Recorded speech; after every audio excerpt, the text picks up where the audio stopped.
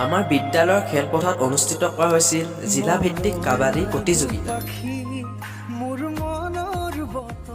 এয়া আপোনালোকে দেখিবলৈ পাইছে বিজয়ীৰ বাবে ট্ৰফিৰ ব্যৱস্থা কৰা হৈছে আৰু অন্য এফালে ভলীবলৰ প্ৰতিযোগিতা অনুষ্ঠিত কৰা হৈছে। আপোনালোকক সকলো দেখুৱাম, চাই দিব ভিডিঅ'টো। তেন্তে আহকচোন আজিৰ ভিডিঅ'টো আৰম্ভ কৰি পেলাওঁ।